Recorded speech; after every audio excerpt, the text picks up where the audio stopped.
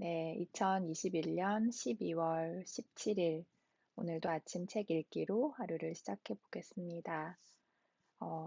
2021년도 정말 며칠 남지 않았네요. 성탄절도 이제 일주일 정도밖에 남지 않았고, 오늘은 또 아이들이 겨울방학 하기 전 마지막으로 학교 가는 날이어서 좀 이제 며칠 푹 쉴 수 있겠다. 좀 기대도 생기고 그러는데요. 여전히 몸은 피곤하고 좀 그런데, 어, 오늘도 어제 이어서, 어, 네, 티시 해리슨, 윌슨, 밤에 드리는 기도. 어, 오늘은 6장을 읽어보겠습니다. 네, 드디어 3부로 이제 넘어가는데요. 3부는 우리의 여러 인간의 취약함에 다양한 어떤 그 유형들이랄까요? 그것을 살펴보는 취약함의 분류학.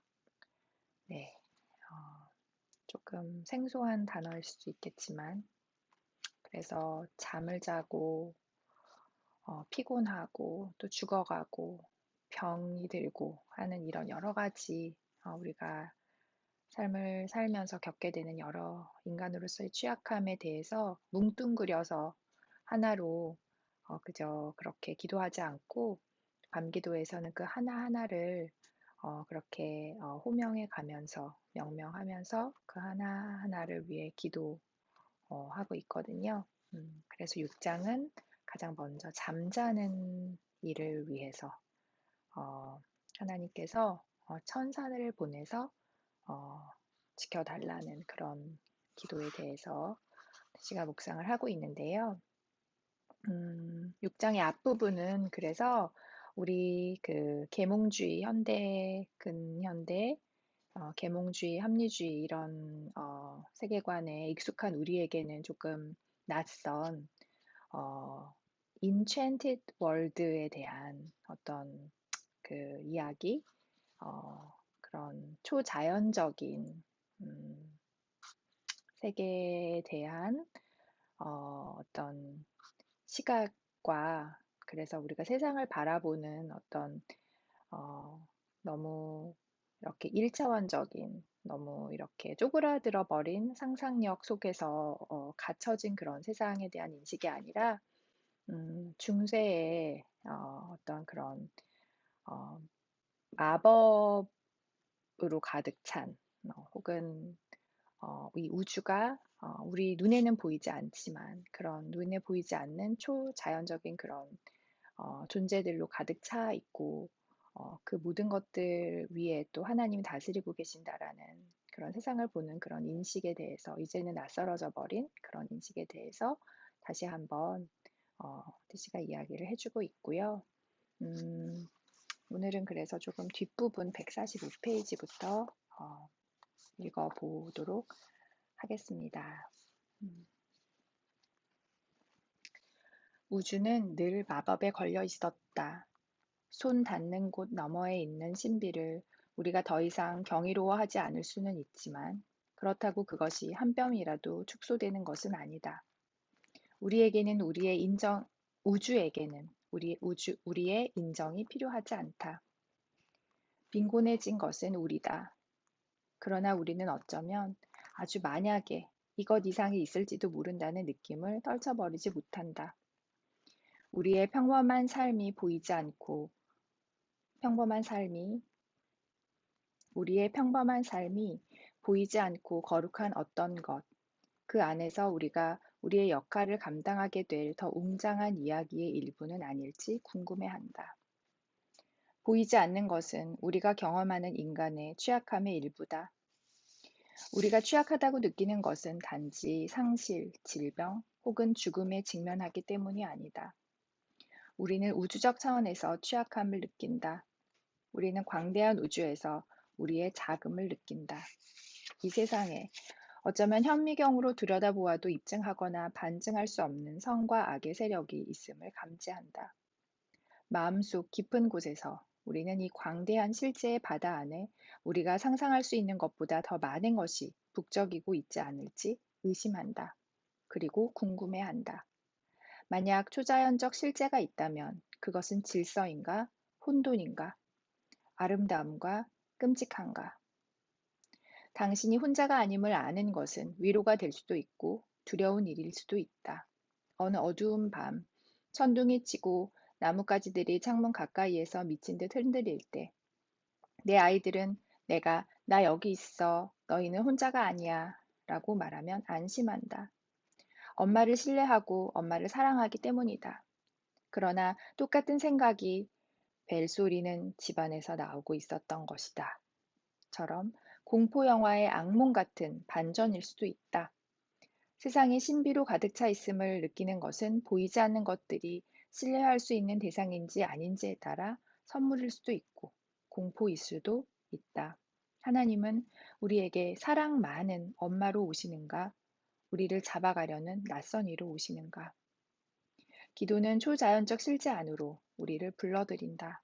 또한 보이는 것과 보이지 않는 것, 양쪽 모두를 다스리시는 하나님, 땅돼지와 천사, 그 외에 누구도 모를 온갖 것을 만드신 분의 본성을 우리에게 가르쳐 준다. 잠자는 이를 위해 당신의 천사들을 보내소서. 이 대목에서 나는 초자연적 우주의 생경함과 인간의 가장 일상적 활동인 잠을 함께 끌어낸다는 점을 가장 사랑한다. 우리는 매일 밤 우리의 평범한 삶의 평범한 집에서 평범한 침대로 자러 간다. 그리고 신비와 경이로 넘쳐 흐르기 직전까지 채워진 우주 속에서 잠든다.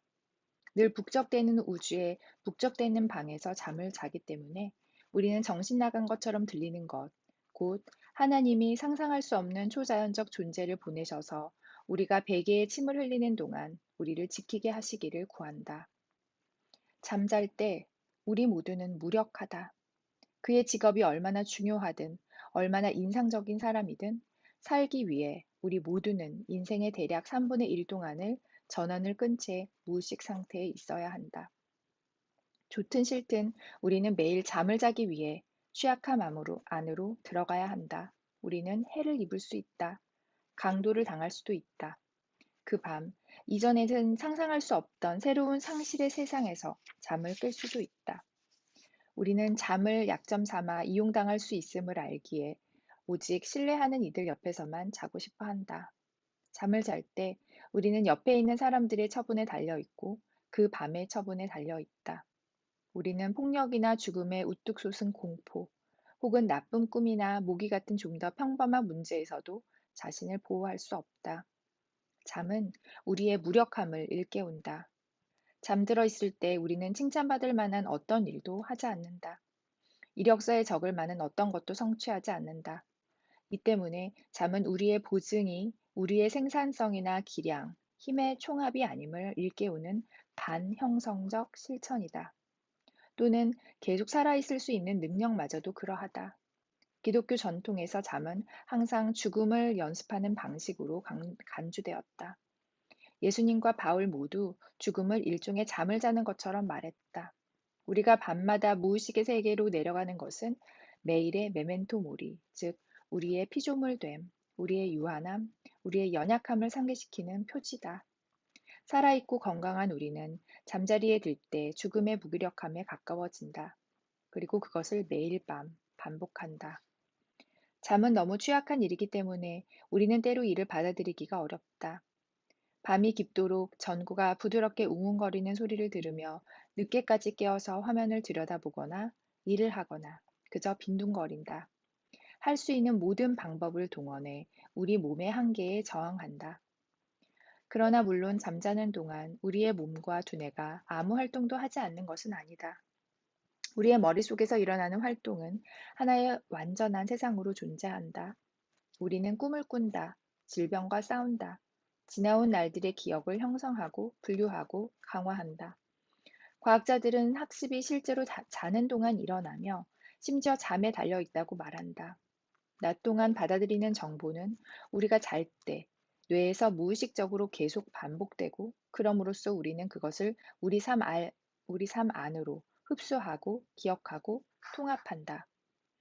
그러나 그것이 우리의 지식이나 동의나 통제와 전혀 관계없이 일어난다는 점이 이 모든 것에서 가장 중요하다. 우리의 몸은 자기 충족성과 능력을 꽉 움켜쥔 손을 느슨하게 풀어야 번성하도록 설정되었다. 그렇다면 배우거나 성장하기 위해 우리는 신체적으로나 영적으로나 취약함을 기꺼이 받아들여야 한다. 하나님이 우주, 그리고 우리의 몸을 설계하셨고, 그렇기에 매일 우리는 우리가 무대 중심의 별들이 아니라는 사실을 직면해야 한다. 우리는 지구의 1차 주인공이 아니며 심지어 우리 자신의 삶에서도 그렇다. 매일 밤 행성들의 공전과 천사들의 활동, 그리고 세상에서 하나님이 행하시는 일은 우리 없이도 아주 잘 지속된다. 그리스도인에게 잠은 하나님의 역사가 우리에게 달려있지 않음을 믿는다고 고백하는 구체적인 방법이다. 제임스 브라이언 스미스는 잠은 훈련과 은혜의 조합을 보여주는 완벽한 예라고 쓴다. 우리는 스스로 잠들게 할 수 없다. 우리 스스로 잠에 들도록 강요할 수 없다. 잠은 항복의 행위다. 신뢰의 선포이며 우리가 주무시지 않는 하나님이 아님을, 그리고 그것이 좋은 소식임을 인정하는 것이다. 우리는 우리 스스로 잠들게 할 수는 없지만 잠드는 데 필요한 조건들을 창출할 수는 있다. 배우고 자라기 위해서는 매우 문자적 의미에서 항복의 자세가 필요하다. 자신이 너무 왜소하게 느껴져서 잠들 수 없을 때가 있다. 우리는 죽음이, 실패가, 혼자인 것이 두렵다. 우리는 걱정한다. 우리가 좌지우지할 수 있다는 거대한 착각이 연기처럼 사라지는 유약한 순간들이 있다. 몇 년 전 나의 아버지는 바다 한복판에 뜬 유람선 위에서 심각한 심장마비를 겪으셨다. 나와 형제들은 엄마로부터 소식을 들었지만 하루가 넘도록 그 이후의 소식을 들을 수 없었다. 마침내 배의 의사에게 연락이 닿았고 아버지가 치료를 위해 하선하여 남아메리카의 한 병원으로 이송될 예정이지만 일단 배가 항구에 도착하려면 밤새 항해해야 한다는 말을 들었다. 그날 밤 내가 침대에 누워 바다 한복판의 배 위에서 이리저리 흔들리고 있을 아버지와 어머니를 생각하던 것이 기억난다. 나는 부모님을 구할 수도, 부모님에게 가거나 심지어 전화도 할 수 없었다. 배가 더 빨리 움직이게 할 수도 없었다. 아버지가 아침에 살아계실지 아닐지도 예측할 수 없었다. 나 자신의 무력함을 그토록 예리하게 느끼면서 나는 빠르게 잠이 들었다. 평소라면 아주 드문 일이었다. 자기 시간표 관리도 제대로 하지 못하는 아이가 뉴욕 증권거래소 운영이 자신의 일이 아님을 아는 것처럼 내가 통제할 수 있는 것이 얼마나 적은지 아는 것은 그저 하나님의 돌보심 안으로 들어가도록 나를 어, 놓아주었다. 그것은 평소에 나답지 않은 일이었다. 내가 뭐라도 할 수 있다는 흉내조차 낼 수 없을 만큼 일이 어려워졌을 때에만 나는 내가 내 삶이나 다른 이들의 삶을 책임지는 것이 아님을 기억한다. 잠은 우리의 삶을 창조하고 움직이는 이가 우리 자신이 아닌 하나님이심을 일깨워주는 매일의 육체적 표지다. 잠의 실천처럼 기도의 실천은 아침이 언제 어떻게 올지 약속할 수 없는 우리의 순전한 연약함을 마주하며 하나님 안에 쉼을 취하는 자세로 들어가는 길이다. 그것은 구원의 인체공학이자 어둠의 세상을 걷는 법을 배우는 방법이다. 그리고 이 쉼의 자세는 나쁜 일들이 일어나는 것을 허락하시는 하나님을 어떻게 신뢰할 것인지에 대한 나의 계속되는 질문을 재형성한다. 코스퍼는 이렇게 결론 짓는다. 모든 질문에 대답하고 삶의 모든 신비를 납득하고자 발톱을 세우고 소나기를 움켜쥐는 우리의 노력은 실패로 끝날 것이다. 그 대신 하나님은 우리 주위에 미치고 미친 세상으로 소풍을 가자고, 우리 자신을 수많은 신비 중 하나로 보라고, 모든 것이 어떤 이상하고 우주적인 방식으로 이치에 맞게 되는 것에 대해 그분을 신뢰하라고 우리를 초청하신다. 그렇게 할 때 우리는 세상에 존재하는 신비가 경이로의 초대이며 그런 신비가 없는 세상은 절망의 세상임을 발견한다. 하늘과 땅에는 우리가 철학 안에서 꿈꾸는 것보다 더 많은 것이 있다. 소풍을 가야 할 미치고 미친 세상이 있고 우리는 그 무게를 우리의 어깨에 짊어지지 않는다. 우리는 한계를 지닌 사람들이며 우리 자신의 두뇌와 침실에는 우리가 명확하게 밝힐 수 있는 것보다 더 많은 신비가 존재한다. 그래서 우리는 홀로 버려지지 않음을 아는 채로 밤자리에 누워 잠을 잔다. 네. 어, 잠이 이렇게 피조물로서 비불멸적인 존재로서의 우리의 실제를 일깨워주고 또 죽음을 연습하는 그런 것으로 그렇지만 그 취약함 안에서 선하신 하나님 지키시는 그 손길을 믿으며 그 안에서 쉼을 또한 연습할 수 있는 쉼을 구할 수 있는 그런 또 시간인 것 같습니다. 그런 것을 우리에게 잘 일깨워주는 어, TC의 참 통찰력 있는 그런 문장들이었던 것 같고요. 아마 저도 이제 애들 방학 기간 동안 그래서 이 하나님께서 허락하시는 쉼을 많이 누리고 잠을 많이 자보려고 해요. 어, 네, 이렇게 쉼과 또 어떤 이 세상의 신비와 경이를 더 가까이, 더 깊이, 더 많이 풍성하게 누리는 연말이 모두에게 되었으면 좋겠네요.